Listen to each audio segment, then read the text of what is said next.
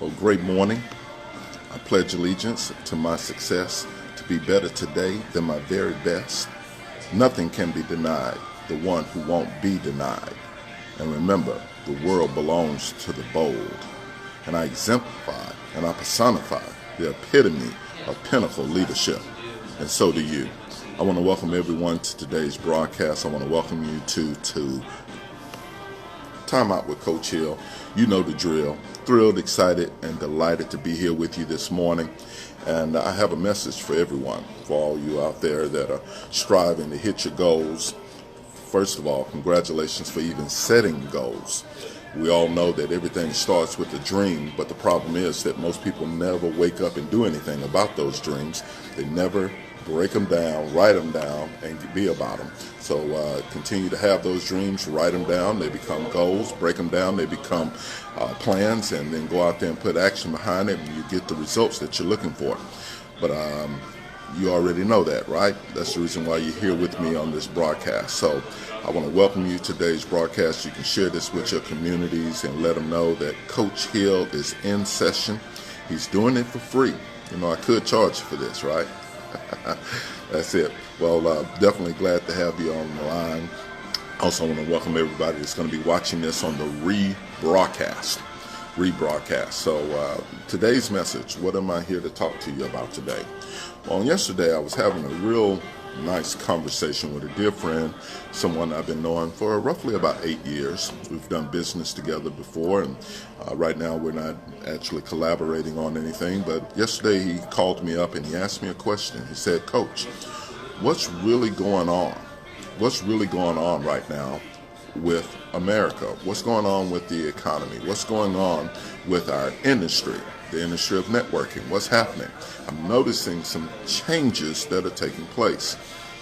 And he and I had a real good conversation. It's about a 30-minute conversation over the phone. And during that period of time, I was letting him know that just because you don't necessarily see changes doesn't mean that changes are not taking place. You really have to be paying attention.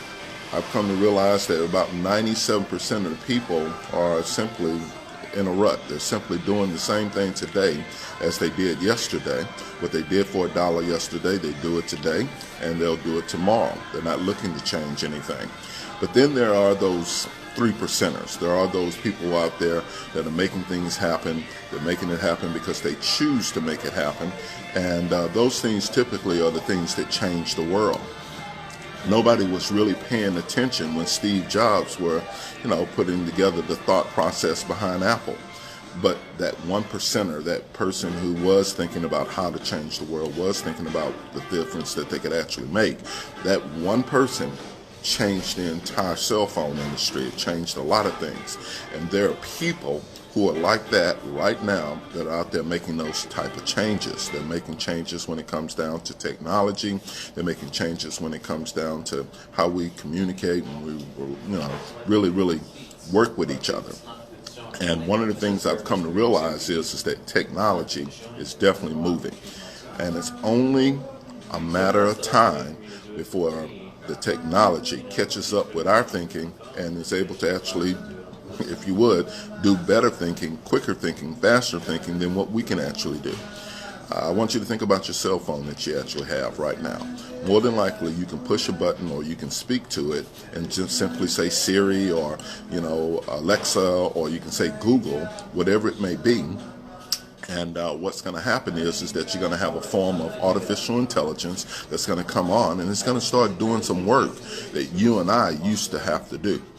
See, I was born in the 60s, I grew up in the 70s, I graduated in the 80s, I met my wife in the 90s, I saw the Twin Towers come down in early 2001, and I've seen a lot. And one thing I can tell you is that technology is not slowing down. It's only a matter of time before it catches up and passes us. And what does that mean? What does that mean to our economy? What does that mean to our jobs? What does that mean to our businesses? What does that mean to our families? There's a lot of pluses when it comes down to that. There's a lot of great things that can take place, such as, right now you can order things online. If you see something that you like, you can order it online, and more than likely you'll have it within 5 days or less. So that's a great thing. You don't even have to leave your house. You don't even have to leave your house to be able to purchase whatever you want. So therefore, when you do leave your house, you leave your house with, whatever it is that you're going to do. You can go directly there and come on back. You don't have to invest a lot of time to actually get there. Well, guess what? That means you have more time with your family. And that's a great thing. Now you can actually invest that time that you would have taken to actually drive somewhere, go somewhere to pick out something. You don't have to invest that time. You can do it at your home. So that's a great thing. Well, the bad thing about it is that the people that you used to actually go see that were at those malls and at those shops and at those places, they're no longer there now. Guess what? They don't need those people there. So where technology has actually helped you out to make your life a lot better, it's also been able to hurt some people at the same time. Now, people say, well, you know what? That's just how things go. When the automobile was actually created, the horseless carriage, all the people, the smiths that were actually working on those things, that were working on trying to help the horse with the horseshoes and the saddles and all those type of things, did they get hurt? Absolutely. Well, the car manufacturers came on board, and the industry shift. Well, guess what? That was great because you still had people that had to do those things. You still had people that had to do those things. But as technology starts to change, technology doesn't say you need people, because technology can do what people cannot do, and it can do it better, more efficiently, and for a longer period of time. Now, if you and I worked our butt off, let's just say today we worked our butt off. We put in a full 24 hours. Well, guess what? At the end of that 24 hours, you're going to need some rest. You're going to need to get some sleep. You're going to need to recuperate, if you would. After working so hard for 24 hours, you're going to need to take 3, 4, 5 hours, maybe 6 hours, maybe more than that, so that your body can regenerate itself. Well, computers don't need that.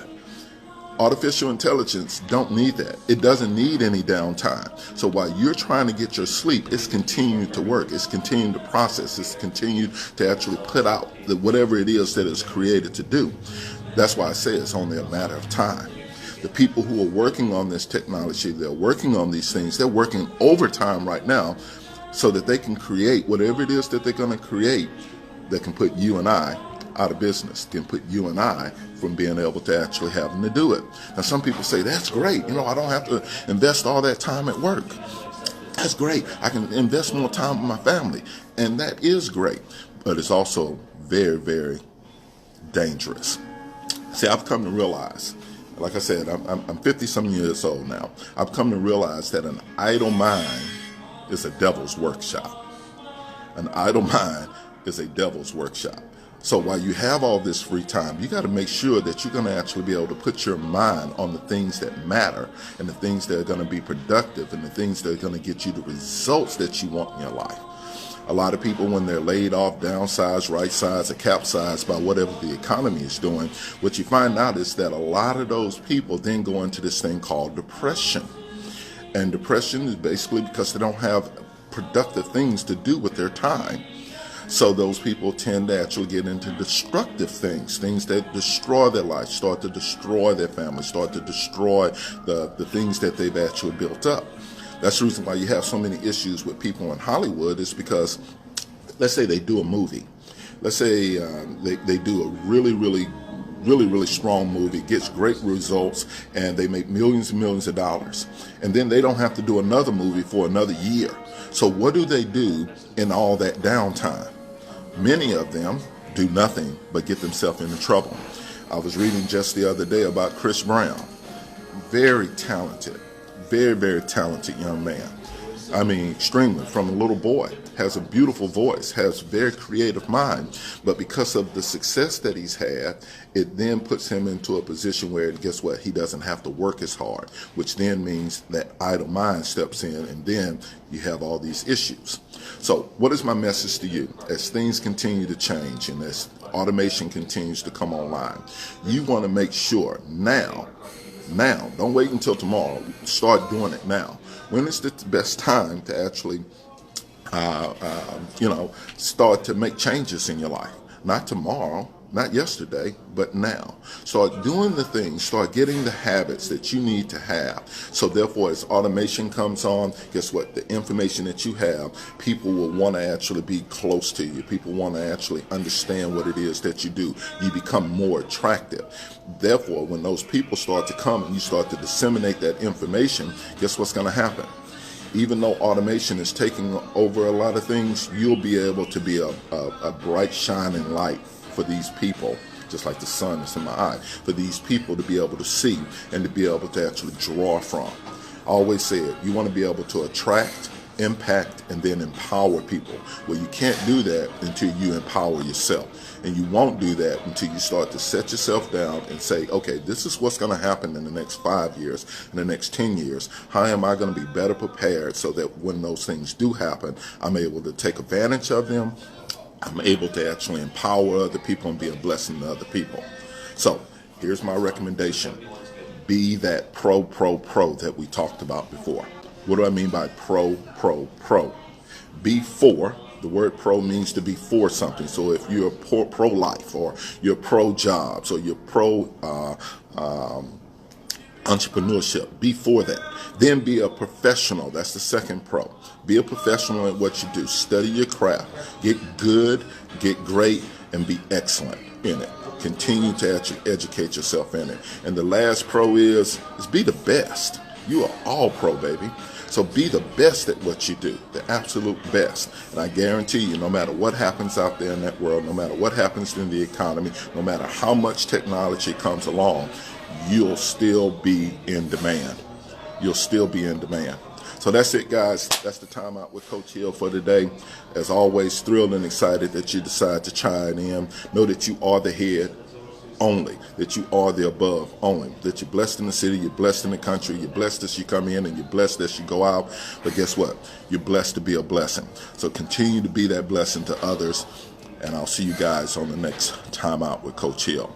Don't let a four-letter word like fear, hate, or lazy keep you from living your dreams. Bye.